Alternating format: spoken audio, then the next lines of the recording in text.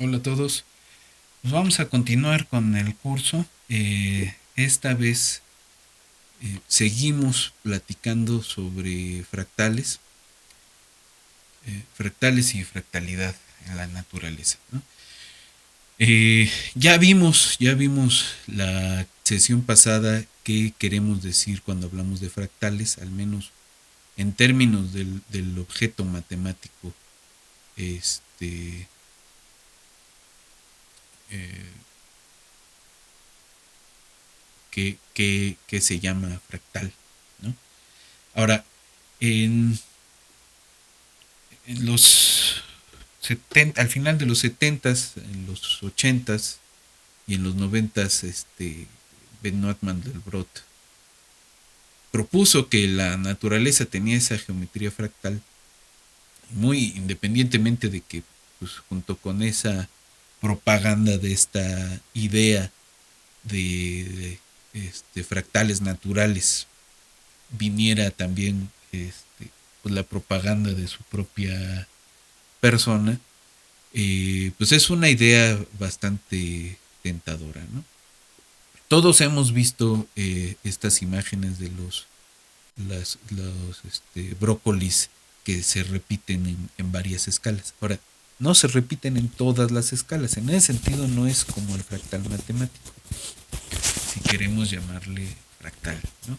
El ejemplo que pone este Mandelbrot al principio de muchos libros, pues es el de las costas, ¿no? La formación de las costas de los continentes.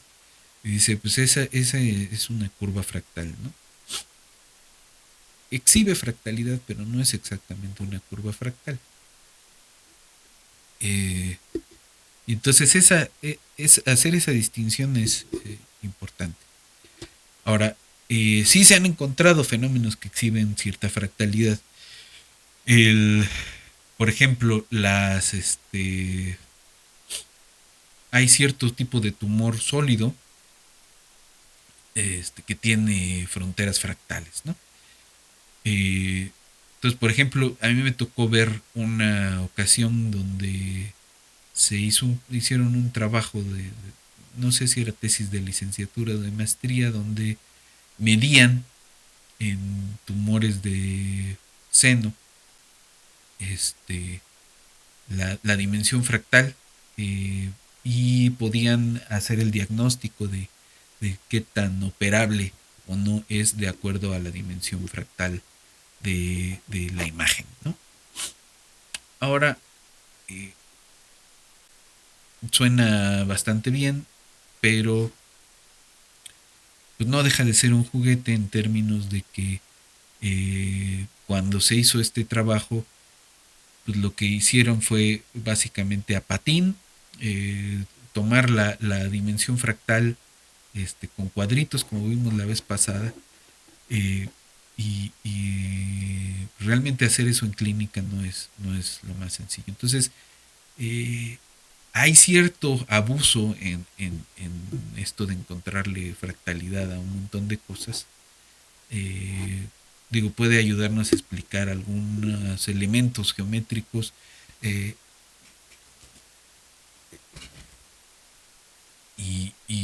y de dinámica, ¿no? De las cosas, pero nada más.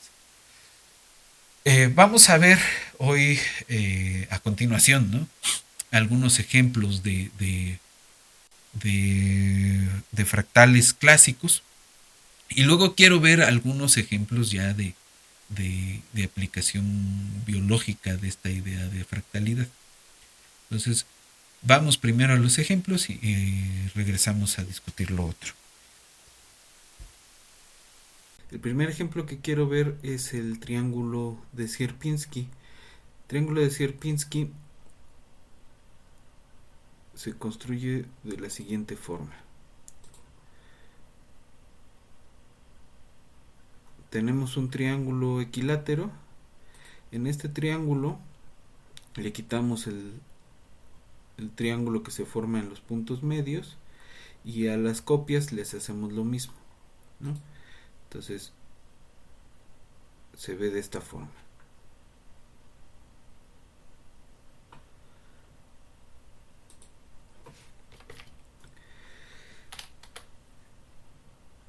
Entonces esta es la construcción. Tenemos el triángulo original, le quitamos el triangulito formado por los puntos medios y tenemos estos conjuntos que son en el plano son compactos, ¿no? Y además este contiene a este y este contiene a este y este contiene a este y seguro el S4 está contenido en S3 y entonces tenemos una cadenita ahí de contenciones, lo que significa que nos estamos aproximando a otro conjunto, ¿no? Tenemos una sucesión de puntos, o sea, todos estos conjuntitos, todos estos triangulitos modificados, pues son puntos en H de R2, ¿no? Son conjuntos compactos. Entonces son puntos en H de R2 y tenemos una sucesión que entonces es en el sentido de pensar en el conjunto más epsilon, tenemos una sucesión que es convergente. Entonces, ¿cómo llegamos vía la aplicación iterada de funciones a este atractor que es el triángulo de Sierpinski? Pues esta es una forma de llegar, ¿no?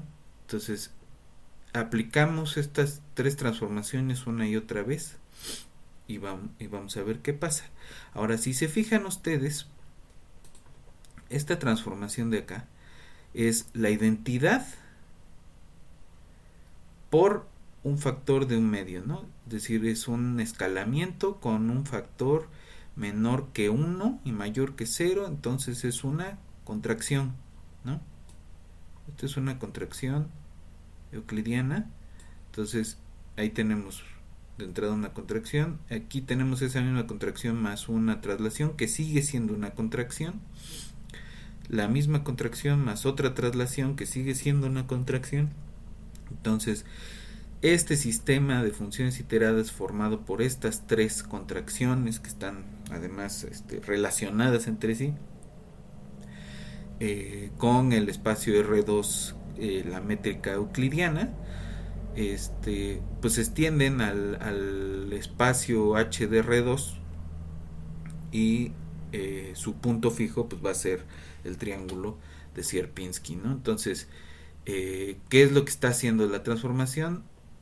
Escala por un medio, hace tres copias, ¿no? Traslada. Esa es una forma de hacerlo.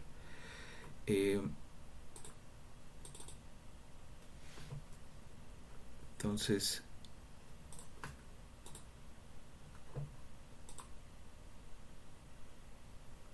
ahí está el escalamiento.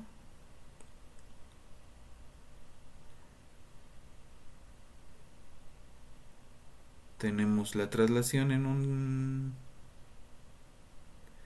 una dirección y la traslación en la otra dirección, y eso es lo que va a estar haciendo. Cuando lo apliquemos iteradamente, pues vamos a obtener lo que necesitábamos. Entonces vamos a ver otro ejemplito con el triángulo de Sierpinski. Este es el Sierpinski, ¿no? Y si le aplicamos ese mismo sistema de funciones iteradas, la foto de Sierpinski sigue siendo un compacto. Entonces no importa que partamos bien del triángulo completo o bien de la foto de Sierpinski, vamos a tener el mismo atractor todo el tiempo, ¿no? Es el único punto fijo asociado a ese conjunto de funciones. Entonces, realmente no va a importar cuál es el atractor siempre que sea el punto inicial, siempre que de veras esté en HDR2, es decir, que el conjunto sea un compacto. Vamos al segundo ejemplo. El segundo ejemplo es del dragón de Levy, la curva llamada dragón de Levy. Entonces partimos de un triángulo y a ese triángulo le vamos a pegar dos triángulos. Es un triángulo isósceles y en los dos lados iguales les vamos a pegar copias más pequeñas de triángulo isósceles, ¿no? Vamos a formar un triángulo isósceles de esta forma. Y en los lados de estos dos les vamos a pegar otros dos, y otros dos, y otros dos, y otros dos, y otros dos.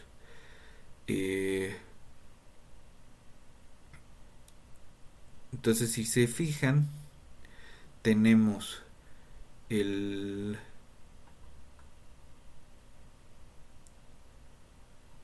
estas dos copias pegadas. Acá está el L0, ¿no? El conjunto L0, el conjunto L1 aquí está, el conjunto L2 aquí está, y el conjunto L3 aquí está, pegado en el L4. Entonces, esa es otra forma de tener la cadena de contenciones de esta sucesión, ¿no? Entonces,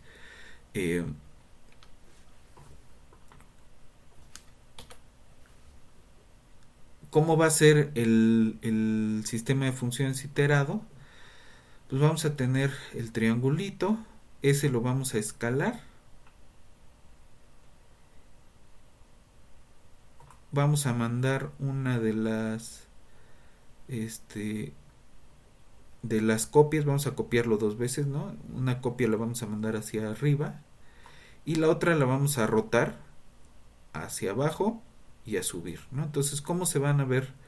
Entonces, partimos del L0 y al aplicar el elemento del sistema de funciones iteradas debe quedarnos este conjunto que es el L1. Entonces, ¿cómo va a ser el sistema de funciones iteradas? Pues de entrada tenemos el escalamiento y además tenemos esta cosa de aquí. Esta ya no es un simple escalamiento, es un escalamiento compuesto con una rotación, ¿no? Si se fijan, tenemos el determinante de esto es distinto de 0. De hecho, es punto 25 más punto 25, que es un medio. Entonces, al ser positivo es una rotación con un escalamiento, ¿no? Aquí tenemos un escalamiento con la rotación y es la rotación hacia el otro lado, pues, y una traslación. Entonces, este es el atractor que se llama el dragón de Levy. Podemos ver la simulación. Partimos del triangulito y se van formando estos conjuntos y eventualmente, al aplicar el sistema de funciones iterado, llegamos a la curva que se llama el dragón de Levy. Otro ejemplo interesante es la curva de Koch. ¿Cómo es la construcción de esta cosa? Vamos a partir de un segmento de recta. Le vamos a meter un triángulo o sea, lo dividimos en tres. En el tercio de en medio le metemos un triángulo y repetimos lo mismo para los segmentos que quedan, incluyendo los lados del triángulo. Y lo repetimos una y otra vez. Este método de construcción, ¿cómo lo expresamos? Como un sistema de funciones iteradas, ¿no? Aquí está lo que se está haciendo, ¿no? Tenemos un segmento, en el tercio medio metemos un triangulito de esta forma, y en el tercio medio de los segmentos que quedan, incluyendo los lados del nuevo triángulo, metemos otro triángulo, ¿no? Entonces, ¿cómo es el sistema de funciones iteradas? Este tiene 4 elementos. Tenemos de entrada un escalamiento por un tercio. Luego tenemos ese escalamiento por una rotación y una traslación. Esa misma rotación aplicada una vez más y una traslación. Y el escalamiento con una traslación. Entonces, al contener todas un elemento de escalamiento, se vuelven todas una contracción, es decir, una isometría euclidiana compuesta con una este con un escalamiento con factor menor que uno, es un escalamiento en esencia, ¿no? Entonces va a exhibir la aplicación iterada de esa función un punto fijo, ¿no? Entonces vamos a ver ese sistema de funciones iterado aplicado a este conjunto que es un compacto en el plano. Ahí está. Otra vez.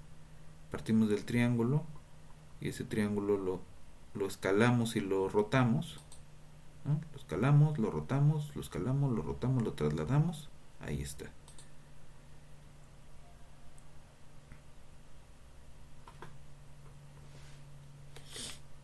Ok. Y el último ejemplo que quiero ver es el del copo de nieve, que básicamente es muy parecido al de la curva de Koch. De hecho, vamos a ver una construcción ahorita de el copo de nieve a partir de la curva de Koch. Pero esta es otra, ¿no? Partimos del triángulo y al triángulo le vamos, en vez de jugar con segmentos que son compactos en R, ¿no? Partimos de compactos en R2, triangulito, y al triangulito le vamos a pegar eh, triángulos más pequeños, escalados, ¿no? Y eso lo vamos a hacer sucesivamente en los lados, ¿no? Entonces vamos a ver esa construcción. Partimos del triángulo, al triángulo le pegamos tres triángulos y a cada triángulo le vamos a pegar los triángulos más pequeños y así sucesivamente.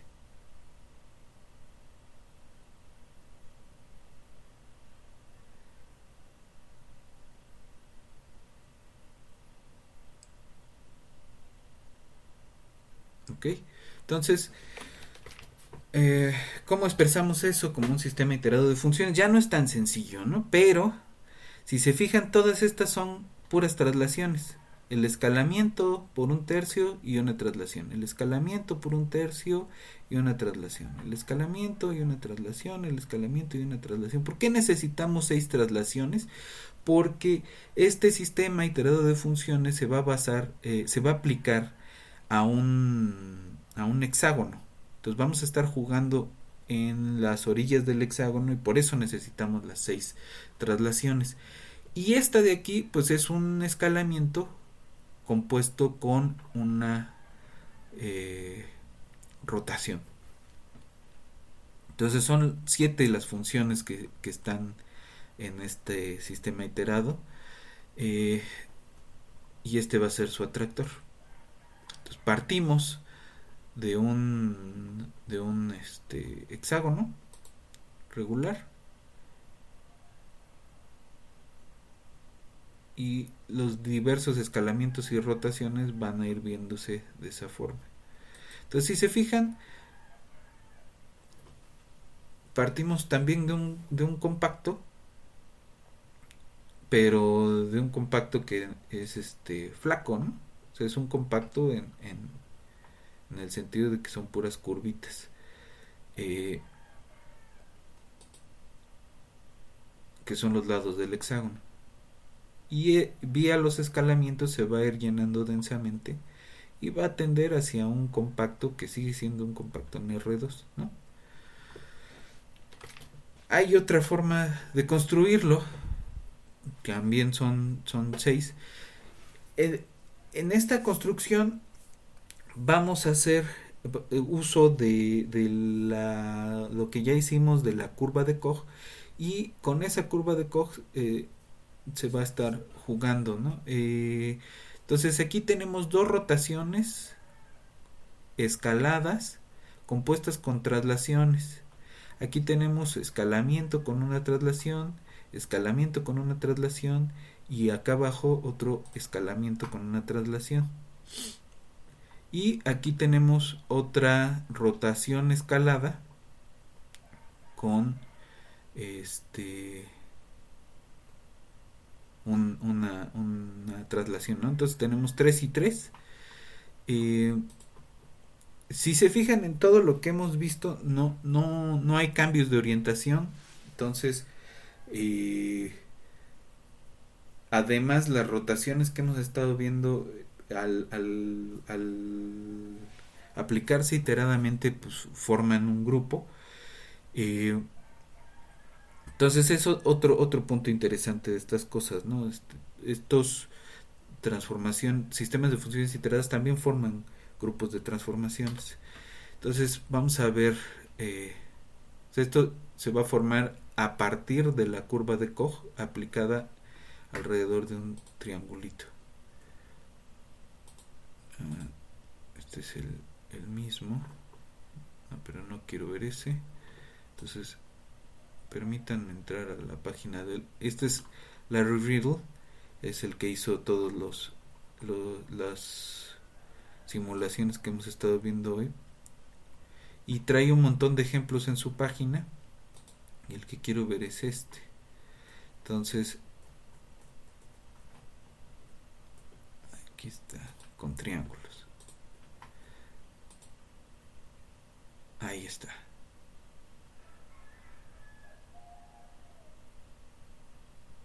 Entonces tenemos el mismo atractor que con los hexágonos, pero partimos de un triángulo y es más o menos la misma idea de la curva de Koch. De hecho, en la orilla de la curva de Koch, pues vamos a tener del snowflake, vamos a tener 1, 2, 3 copias de la curva de Koch, porque partimos de un triangulito, ¿no? Como sea, pues estamos partiendo de un compacto y el punto fijo de nuestro sistema iterado de funciones pues sigue siendo un compacto, ¿no? Ok, entonces vamos a ver cómo podemos aplicar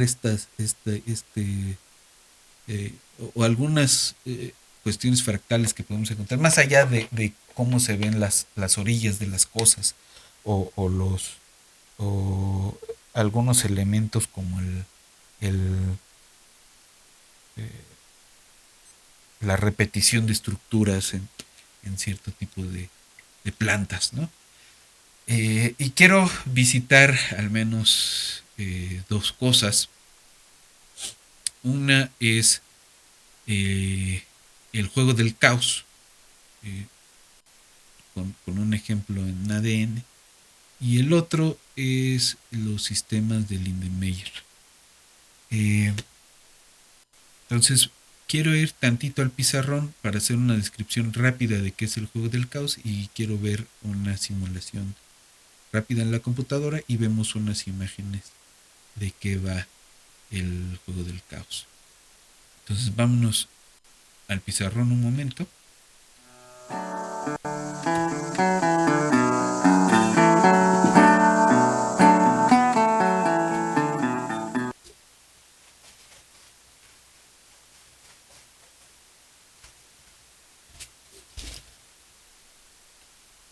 Entonces, el juego del caos es un sistemita iterado de funciones, eh, pero probabilista, ¿no? El juego del caos es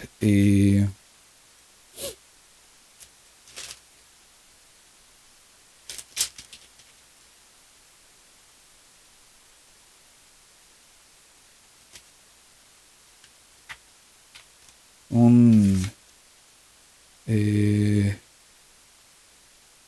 el juego del caos es un sistemita que va a funcionar, que propuso Bransley, que funciona de la siguiente forma. Vamos a pintar 3 puntos distintos, llamémosle A, B, C. Los vamos a identificar con 2 números, ¿no?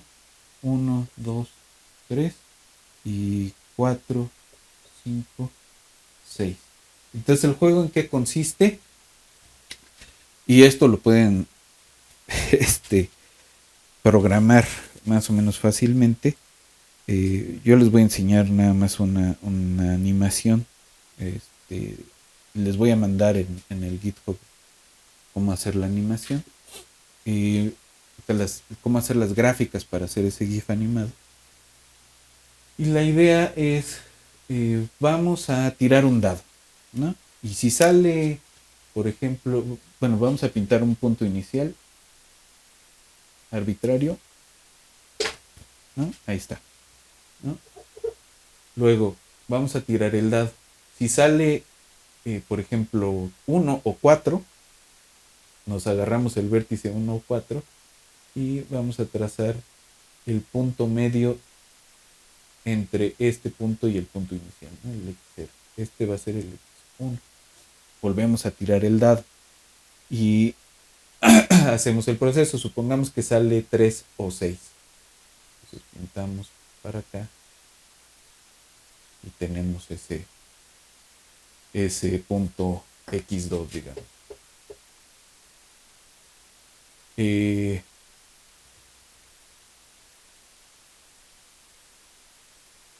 y así, ¿no? Y repetimos, repetimos, repetimos. ¿Qué creen que va a pasar?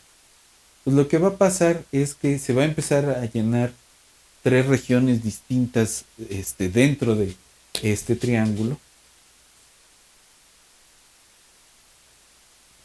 Y entonces va a haber regiones que se pintan muy densamente y van a ir pintando un triángulo de Sierpinski como el que vimos hace rato.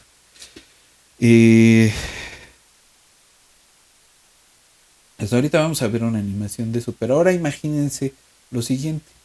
El ADN está formado por 4 aminoácidos. Este,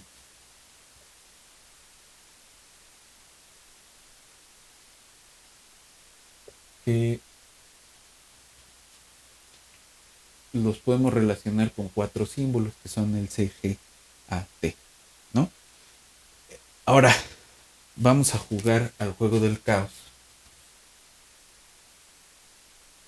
No en un triangulito, sino en un cuadrado. Y ese cuadrado lo vamos a marcar como CGAT.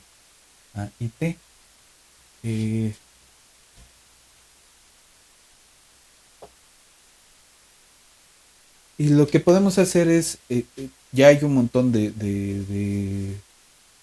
no demasiadas, ¿no? Pero sí hay algunas bases de datos que contienen pedazos completos de genomas, ¿no? Por ejemplo, de moscas. Entonces, lo que vamos a tener es un conjunto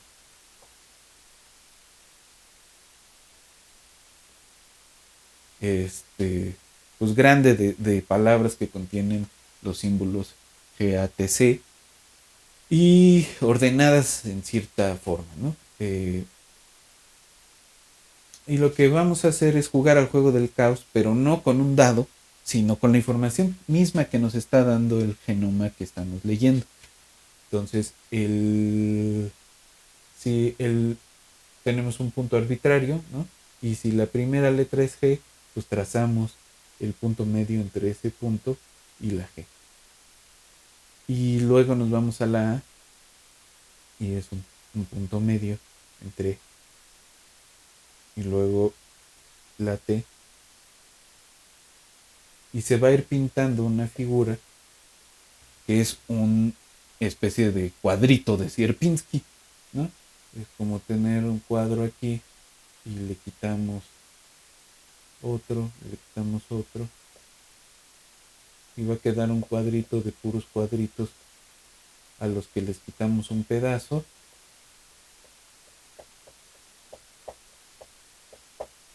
y se van a exhibir, es decir, va a haber más puntos visitados en ciertas regiones.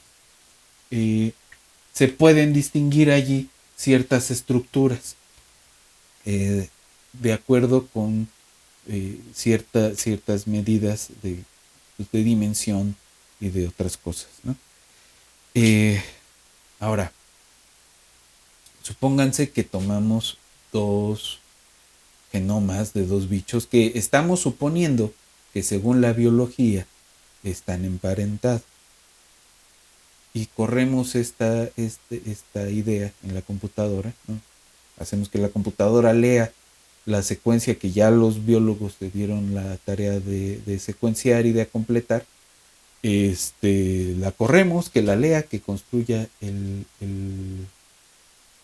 cuadradito de Sierpinski usando el juego del caos, eh, y comparamos. Hay una métrica que se llama la métrica de Hutchinson, que sirve para comparar dos fractales. Entonces, hacemos la métrica de Hutchinson de esos dos fractales. Y si son Hutchinson cercanos, entonces significa que con esta idea podemos dar una filotaxia este, de distintas especies. Cosas raras pasan. Por ejemplo, nosotros no estamos emparentados en esa filotaxia con otros homínidos. Estamos emparentados, por ejemplo, con ratas y con algunos gusanos.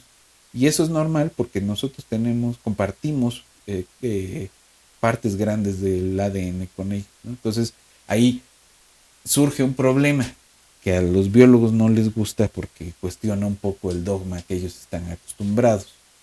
¿Qué es lo que define una especie? ¿Son caracteres observados o es la información codificada en el ADN? ¿O es otra cosa? Digo, las especies no, o sea, sí tienen una existencia real o es un mecanismo que usamos para estudiarlos nada más, ¿no? Es una cosa este, que, que, que rebasa la ontología del estudio de la naturaleza, un artefacto. Porque si nos quedamos con la idea de que el ADN es el que determina qué especies son cercanas, si decimos que todos los que comparten el tipo de genoma son una especie, y entonces, ¿por qué no tendríamos que decir que los emparentados realmente son los que comparten la misma estructura genética? ¿Qué es lo que está haciendo esta visualización del ADN? Porque eso es lo que estamos haciendo, ¿no? Se le llama una representación de juego de caos del ADN. Pues lo único que está haciendo es exhibir patrones en la cadena del genoma. No está poniendo información nueva, no está inventando cosas, ni siquiera está viendo al bicho, ¿no? Entonces, es buena la filotaxia que tenemos, esta de caracteres observados. Tiene sentido esto que estamos haciendo aquí. Entonces, abre un montón de preguntas bastante interesantes. Les voy a mandar un par de artículos que hizo Pedro Miramontes con otras gentes que hablan sobre esto, ¿no? Entonces, vamos a ver un poco una animación del juego del caos con Sierpinski y un cuadrito de Sierpinski para el genoma. Entonces, ¿cómo podemos visualizar el juego del caos?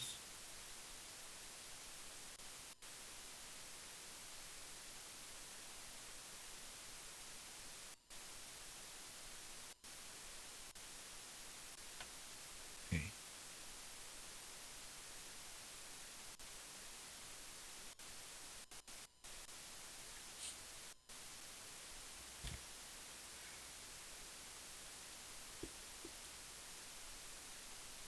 Entonces,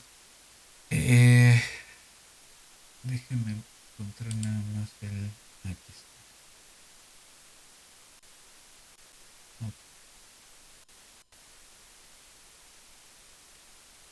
el,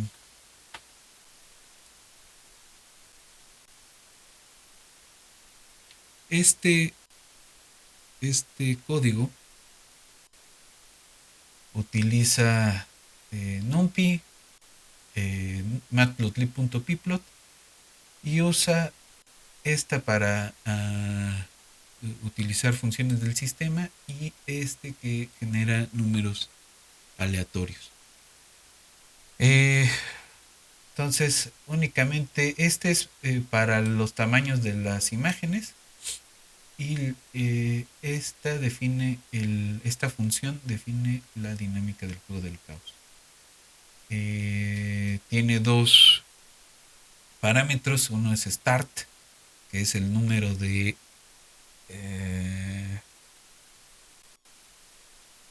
puntos, el punto inicial, y n es o de puntos iniciales. N es el número de repeticiones, ¿no? Aquí está. ¿Qué es lo que va a hacer? Pone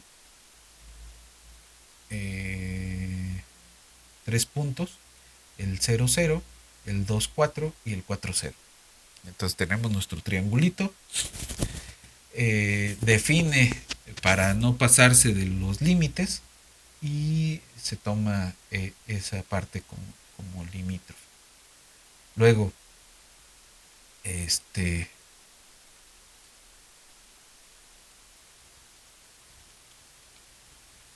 se toma para entre 1 y n más 1, se va a hacer la gráfica del punto de inicio y luego otro punto, perdón, del punto de inicial, y luego se dibuja. Luego se tira un número aleatorio,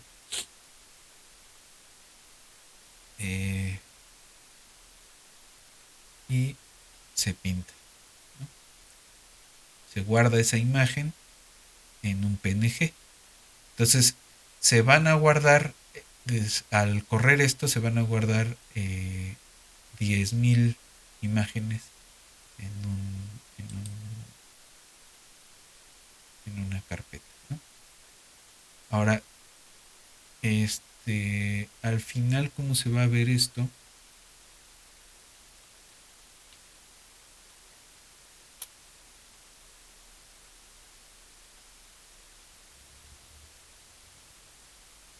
Se va a ver de esa forma. Voy a hacer un poquito más grande. Obtenemos un GIF animado con esas 10.000 imágenes, ¿no? Lo podemos ver de nuevo. Y ahí se está formando el triángulo de Sierpinski con los puntos del juego del caos.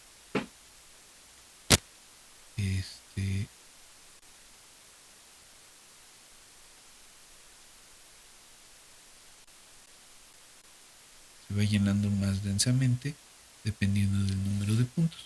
Pero realmente con 1000 puntos ya se alcanza a ver bastante bien por el grosor. Entonces esa es una forma de simular el juego del caos y ver que de verdad el atractor de ese juego del caos pues es el triángulo del Sierpinski. Ahora, este otro programa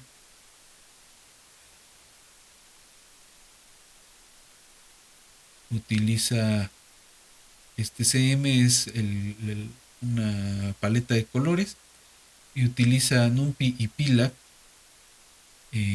para leer, ¿no? Aquí ya tiene este archivo FASTA, que es un ejemplo de secuencia de un gen de la mitocondria humana. Entonces, este es el programa.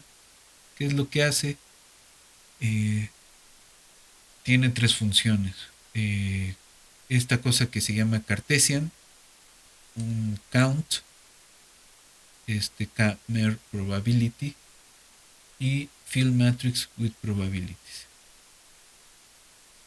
La primera función Cartesian lo que hace es que si que crea el producto cartesiano de las variables de los nucleótidos.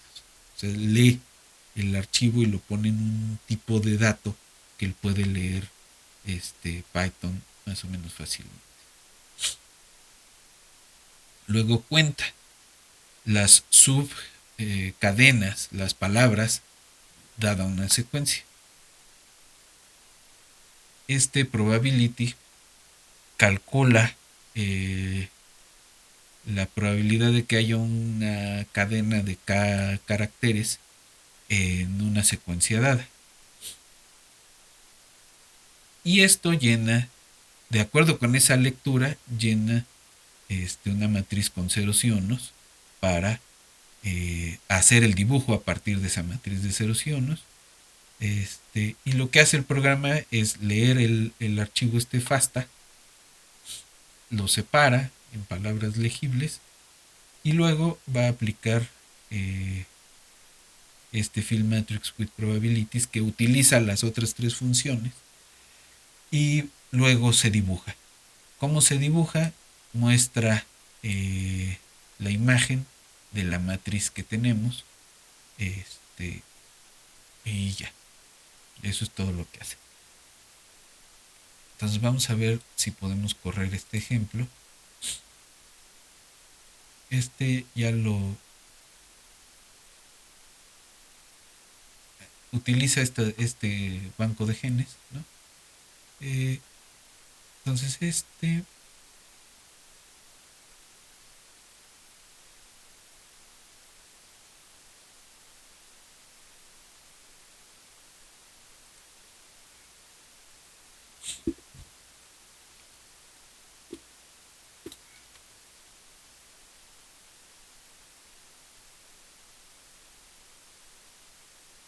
no lo tengo aquí, pero podemos descargarlo. Entonces vamos a descargar ese mismo repositorio y vamos a tratar de correr esta representación de juego del caos.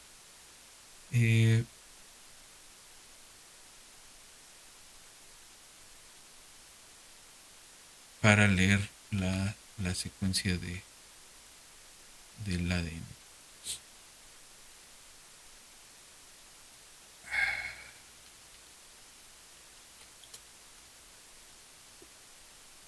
Entonces ahí está clonando el archivo y vamos a ver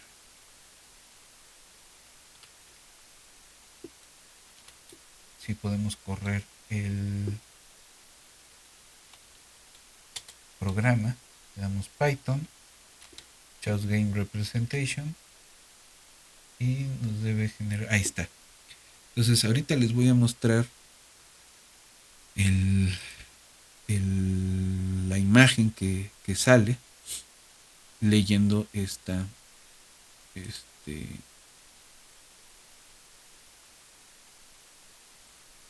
archivo y es un poco la idea de esta representación de juego del caos.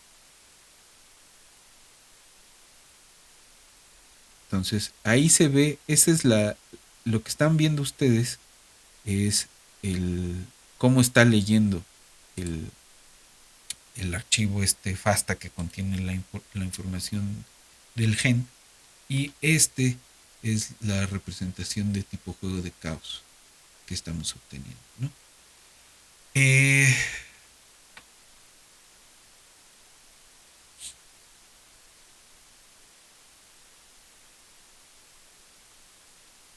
Entonces esa es una forma de hacerlo.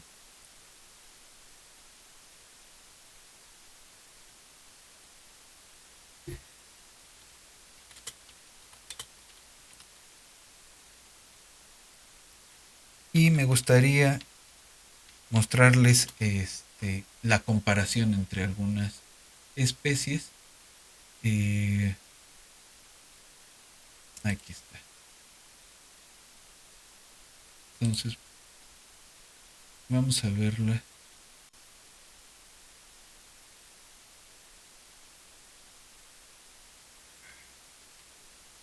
Aquí está la comparación de varios bichos de su secuencia de representada su secuencia genética como uno de estos eh, juegos de caos.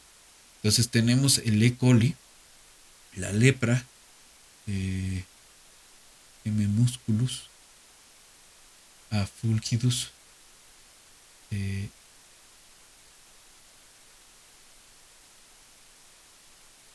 y son dos tipos de representación, ¿no? Y se ven patrones muy parecidos.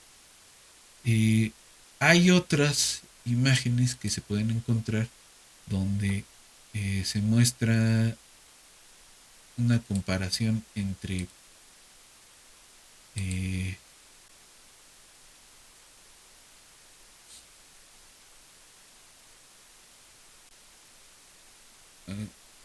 humanos y otras especies, ¿no? Pero si se fijan, tienen estructuras completamente distintas. Y eso debería ayudar a hacer algún tipo de ejercicio de este, aquí está un ratón, este de acá abajo, este es el triángulo de Sierpinski. Entonces esta es la explicación de cómo se hace el juego del caos. Este es un ratón, este es Afumigatus, y son parecidas en cierto sentido, pero distintas en otro, ¿no? Entonces hay eh, algunas imágenes donde se ven varias comparaciones entre especies y se puede este, revisar con cuidado con las bases que sí existen, ¿no? Ahora, hay un trabajo de Pedro Miramontes en donde se propone que se juegue con el tamaño de palabras, ¿no? Entonces ellos proponen un juego en un círculo, bueno, en un polígono muy grande, casi un círculo, parecido a este, ¿no? Y entonces se encuentran otra filogenia que propusieron, y que por supuesto les cayó como piedra en el hígado a muchos biólogos, eh,